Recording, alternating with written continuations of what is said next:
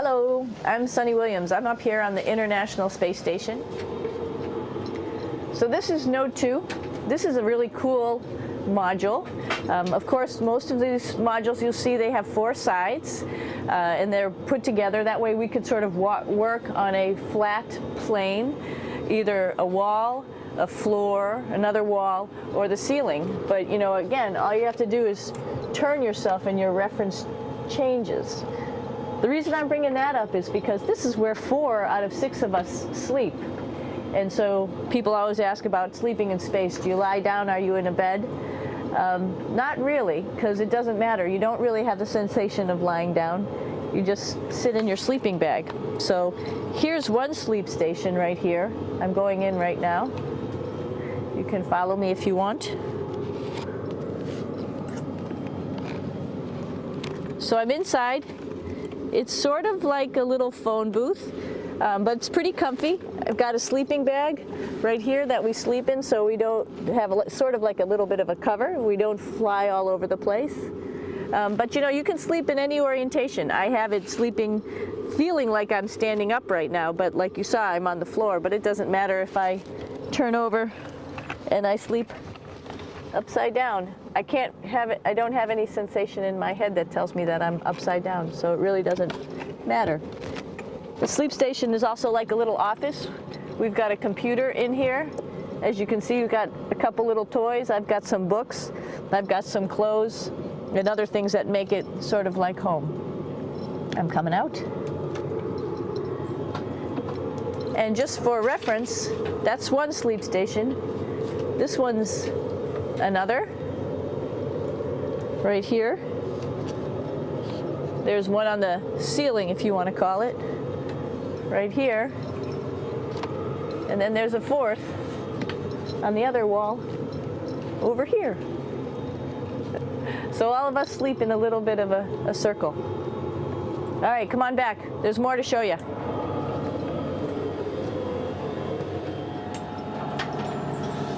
I know that there's some questions about how to use the bathroom and how do you actually live in space like normal, like at home. I mentioned real quickly about getting up in the morning and brushing your teeth and washing your face. Well, how do you do that? Well, here is the bathroom essentially. You get up in the morning and we have a little kit and it has all the essential things that you need, like your toothbrush and toothpaste and brush. See how much better the brush makes my hair look?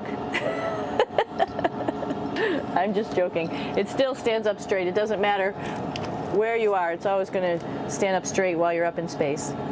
A lot of people ask about toothbrush and toothpaste. So, luckily enough, toothpaste, you can do it upside right this way, is sticky, and so it sticks to your toothbrush. No problem. Another cool thing is that water sticks to your toothbrush too. If you can see it, I'll have some water come out. The water is pretty neat up in space. It'll stick to your toothbrush and it will make a big bubble, and that's just by surface tension. And then you can drink it. So a lot of people ask about what do you do with the toothpaste after you brush your teeth.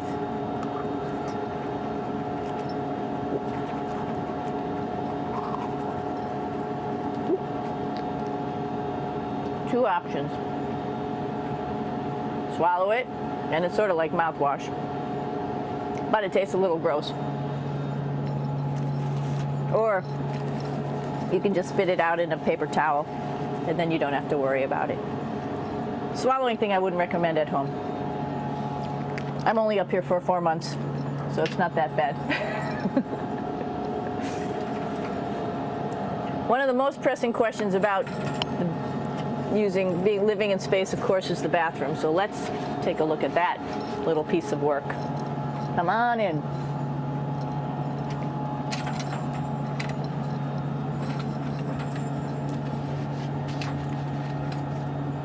Here we are at the throne. This is awesome. You might see the little You might have noticed the little moon on the outside. This is our orbital outhouse right here.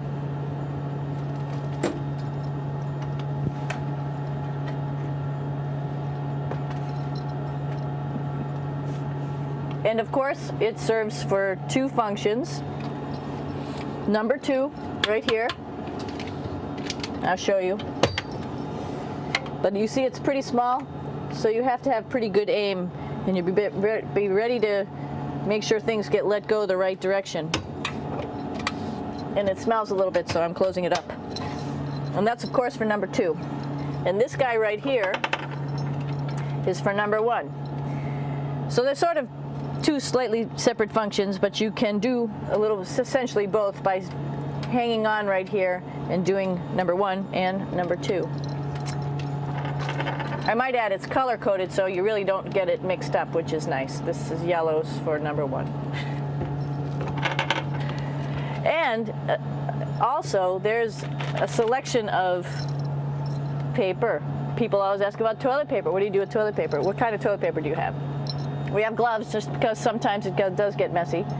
We have some Russian wipes, which are a little bit coarse if you like the coarse type of toilet paper. We have some nice tissues, which are nice and soft if you like soft toilet paper. We have Huggies, just for any cleanup. You know, we were all babies once, and this sort of helps. And then if things get really out of control, we have disinfectant wipes, just to make sure we clean up here. Because, you know, just like the water I showed you, the number one stuff can sort of go all over the place if you don't aim correctly. And did I mention both of these have a little bit of suction, so they should keep things going in the right direction. But like I said, sometimes things get a little out of control if you are out of control yourself flying around. So we have lots of protective stuff. And of course, you do have your privacy. There's a little door,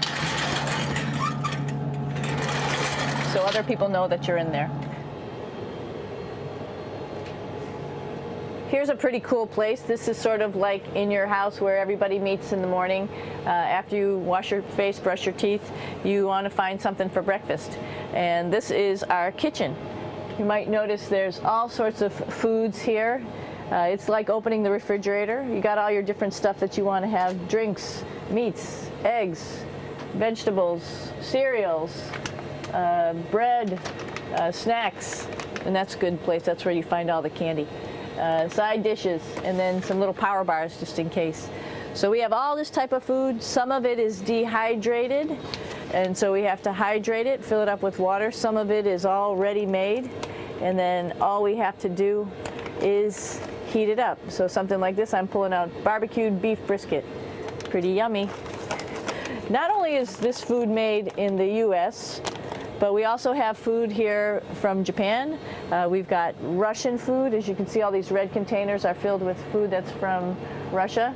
And then we get some of our specialty stuff, some things that we like, some of our favorite stuff that your family can send up. In fact, I like fluffernutters, and so I got sent up some fluff so I could make my fluffernutter with peanut butter. So you have a lot of food up here, no problems. Now, I'm going to say where we are. So right now, we're in the Japanese laboratory. It's one laboratory out of many here on the International Space Station. It's actually on the left-hand side. If I was International Space Station and I was flying through space like this, my left hand would be where the Japanese laboratory is.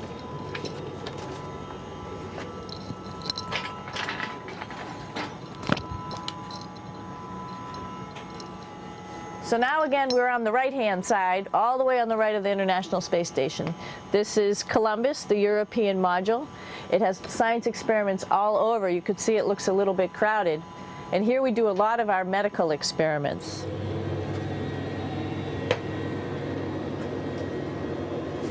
Here we are in the U.S. laboratory. Again, this is a laboratory with science experiments on all of the walls here, all sorts of stuff that we do. And one of the things we also do is we exercise. We have some exercise equipment on board the space station. We need to do that because we lose bone density and muscle mass while we're up here, and that's a result of not having to fight against gravity. So how we keep ourselves in shape are with a bike, a treadmill, and a weightlifting machine. This is the bike, You notice the clip pedals.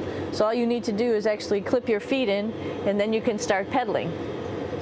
You don't need a seat because you don't sit down. Actually, I haven't sat down for 6 months now, so you don't need any type of seat. Just make sure you're held in with your pedals. You probably see that the bike bounces around a little bit. As I move it, it's not steady and held to the wall firmly.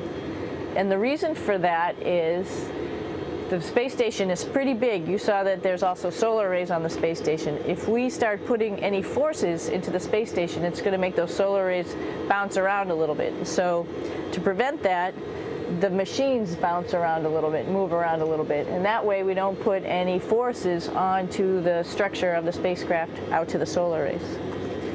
All right, a little farther on. Come on.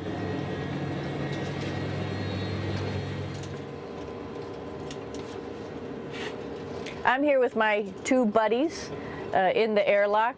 Actually, these are two spacesuits that are ready, primed up to go outside, as we call it, to go do a spacewalk in case we have to do anything outside. Some of the things we do outside are just like inside, repairs. We have a lot of electrical boxes and machinery and solar arrays, in fact, that I talked about earlier, that are outside, and sometimes they don't work quite right. Remember, space is really cold and really hot, and it's also the vacuum of space with no pressure, and so some of the equipment doesn't work well all the time. So we might have to go out and do a spacewalk. Right behind me is actually the hatch that you go out into space, and right now we have it filled up with a couple other spacesuits because we've got 4 of them up here and some of our tools. But right behind here is the hatch in which you actually go right outside into the vacuum of space. The spacesuit is pretty big, as you can see. It's like being a football player. Part of the reason it's so big and bulky is because of this backside, this backpack. It's like going on a hike with a backpack, but the backpack and the suit weighs about 300 pounds. Luckily in space, nothing really weighs anything, so you don't feel that it's so heavy.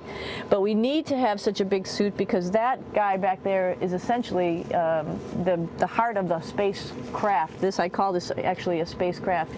It has all the oxygen for you. It has all the carbon dioxide removal system for you. It also has a heating and cooling system to make sure to regulate our body temperatures while we're outside. It also has a computer, so it tells you on a display here if there's anything that's going wrong with the suit, if we're running out of oxygen, if we have too much carbon dioxide, or any type of electrical problem. So it's a pretty awesome little spacecraft, and actually got to go out, use my little spacecraft a couple times, and it worked like a charm. Lucky that it works very nice. You might want to see what the helmet looks like. It's pretty cool too. We don't usually go out like this, so you usually can see when the helmet's open. So you can see what it looks like inside. Somebody's little head would be inside of here. So you can see, you can turn your head all the way around while you're inside of there, but the helmet stays still. So that's determines how far you could see. And it's usually pretty sunny out there, so we have to wear our sunglasses, and this is our sunglasses right here, which make you look pretty cool.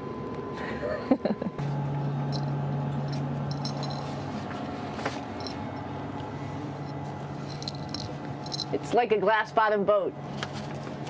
This is the cupola. It sticks down below the space station. It's one of those places you find yourself hanging out in all the time because all you want to do is look back at our planet. I think some questions I had were about what do you do in your free time? And you can't help but want to just come to the cupola and look outside as much as you can. And a lot of folks, I play this game with myself about where we're flying over the Earth. Try to come in here and just guess. After being here for a little while, you can sort of figure it out. You can tell different cloud types over different continents. You can tell different soil types over different continents. So let's see. And then, of course, there's a lot of ocean. So usually we're over the ocean at first glance. I will tell you in just a moment where we are.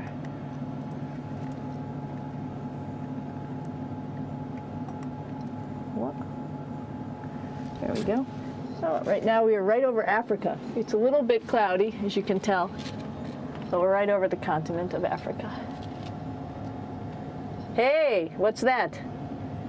I think that's a Soyuz spacecraft. That's the spacecraft that's taken us home to planet Earth today.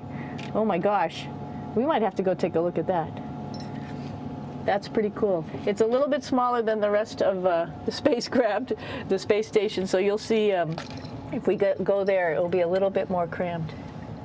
But we're going, you can look all the way back to the back of the spacecraft, which is where the Russian segment is, and then you could look all the way forward to the front of the spacecraft, where the Japanese laboratory, the European laboratory, and the American laboratory are, and then back to the solar arrays where we started this morning when we were looking out the Japanese window.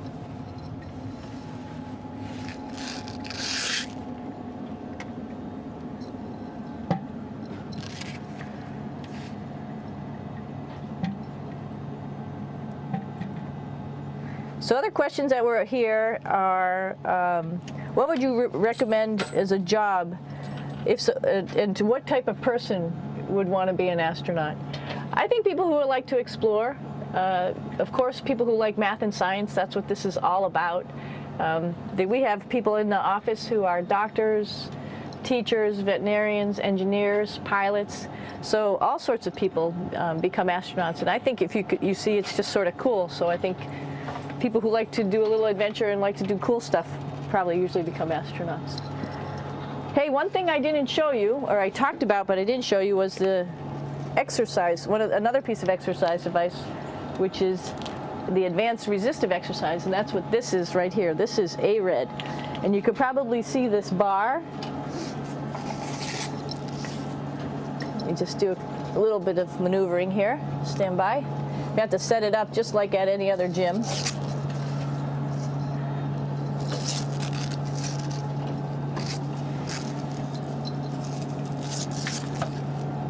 Hold on. Show you how this works.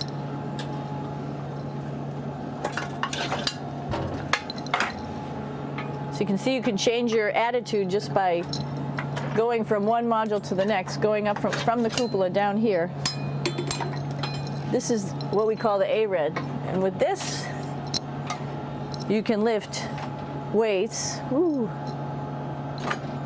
based on vacuum in these cylinders, just like you do at home at a gym. For example, if I wanted to do a squat, I could do it like this. Oops. I should need some weight on this thing. I'm not lifting with anything, so it's too easy. One of the cool things you could do things that you can't do at home. For example, single leg squats with just one leg, because the other leg, you won't fall over. So all sorts of stuff. You can also do bench press. We have a bench that we could add on here, so you can work on your beach muscles.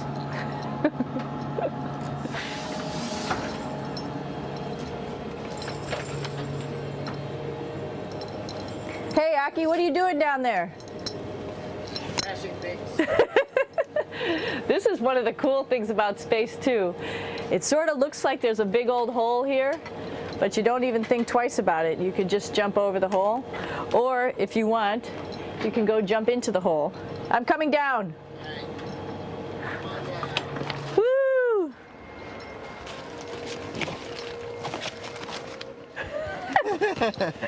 Then you can come right back up again, like Superman. Woo!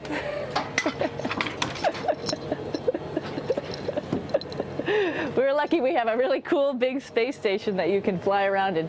That's actually called the PMM. You might have saw it out the window. It's a big silver canister. What's really great about that is it's essentially our closet in our pantry, or whatever you want to call it. We have extra food down there, we have extra clothes, we actually throw the trash out down there. So it's nice and organized, and we have all of our stuff that we need while we're working in all these other modules all stowed in this location down here. And it's a lot of fun to play in. So we're going into the Russian segment. Be ready. You don't need a passport either.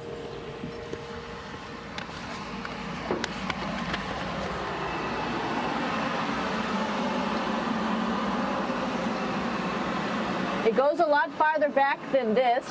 We'll go take a trip and say hello to the boys down there in just a minute. Well, let's do that first, actually, and then we'll go down to the Soyuz at the very end. This is Yevgeny. Hi. Doing a little tour.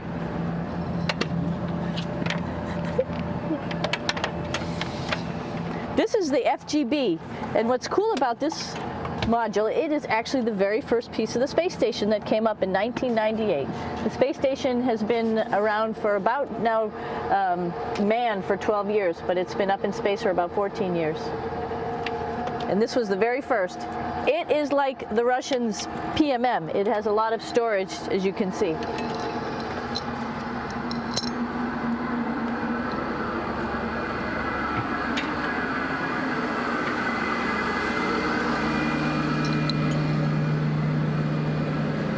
Можно? Снимаем. Чуть-чуть. So here we are in the heart of the space station, really. This is the service module. This is the central post. In case we had any problems, I know a couple of the questions were about what type of things do you have to worry about. And some of the things we have to worry about in space are fire. If we had a fire, if we had a depressurization, like we were hit by a micrometeorite and it made a hole, or if we had some type of toxic atmosphere. We use ammonia for our radiator, so there is a possibility that ammonia could come into the vehicle, and then it would be bad for all of us. If we have any of those problems, we come right here, which we call the central post. It is the main heart of the space station. It was also the first computers that came up here that ran the space station. And so behind this wall right here are these main computers. So we gather here as a group of 3 or 6 and then figure out how we're going to either fight the fire, patch the hole, or solve the toxic spill. And what's cool about this module, of course, it's the central post. It also has great windows right down toward Earth. It has controls to fly in visiting spacecraft if they need some assistance right here. It has Russian computers as well as American computers to help us control anything we need to on the space station. It's a couple of our crewmates back there, Oleg Novinsky on the right and Yuri Malenchenko on the left. And there's also a second bathroom here, which is really cool because 6 of us going to one bathroom is really tough. And so there's one bathroom here and one bathroom on the other side where I showed you. And you can probably see on the wall behind Oleg and Yuri some of the heroes of the space program. Korolev, Sergei Korolev, who was a chief designer of putting men into space, and of course on the right-hand side, Yuri Gagarin, the first man to go into space. So just reminds us of our roots. Yuri, what are you doing? Что делать?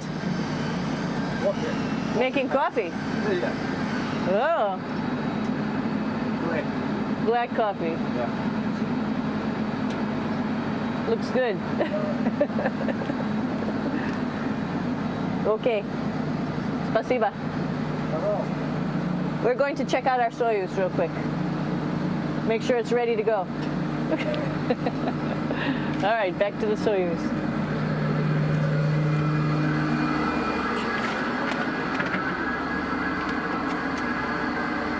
I'm going to stop here just for a quick second. You can see on the Russian spacecraft there's also other modules that stick out, down, and above. Right here is, let's see, I'm trying to be oriented. That's a place where we do spacewalks from for the Russian side. There's Russian spacesuits in here, and also a visiting vehicle which brought fruits and vegetables and becomes a trash container when we undock. Up on this side is also a future place where they're going to do spacewalks from, and connected to it is Kevin's, Oleg's, and Yevgeny's Soyuz spacecraft. And now let's go see ours. Whoa! Извините. No problem. Это пробка.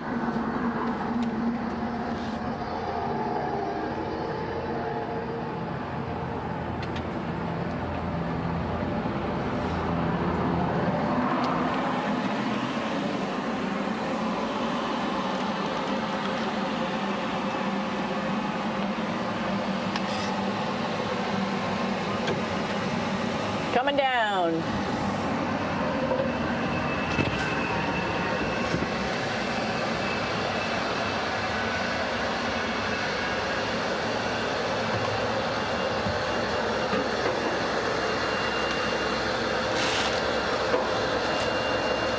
It's a little tricky getting in here.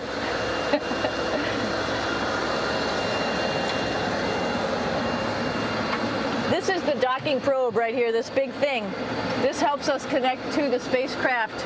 This probe actually sticks into this cone, and that's how the spacecraft, our Soyuz, becomes connected to the ISS initially. That is then replaced by clamps, which are around here, that will allow the two spacecraft to be stuck together. And then you can remove the probe and the cone.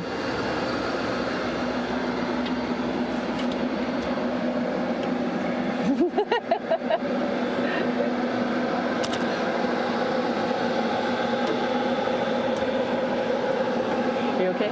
All right, so here we are in the Soyuz. This is what we call the BEO, the living compartment, Bytovoy Otsek in Russian. It also has a little bathroom. It's not as good as the other bathrooms, so we try not to use it too much. It has drinking water in it if we need something to drink. And then, of course, it's filled up with a lot of cargo for us. Bringing up and also bringing back down. It has a second purpose when it comes back to Earth. It serves as a garbage container. During the descent, we'll get rid of this area right here, and everything that's in it will just burn up as it's coming into the atmosphere, so that way we can get rid of a little bit of trash. But the main area where we were on launch and where we're going to be on descent is down here, because we're not part of the trash. So we're in a safe place. So we're in the descent module, SA. It's a little small, but you can get in.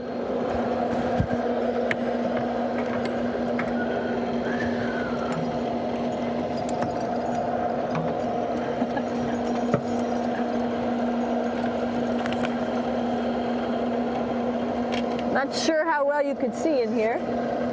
Hold on for a second. I'm going to turn it up this way, just so you could see the hatch and you could see Kevin. It's a little bit small, but we'll come in and show you around. You coming in? Probably not. Okay.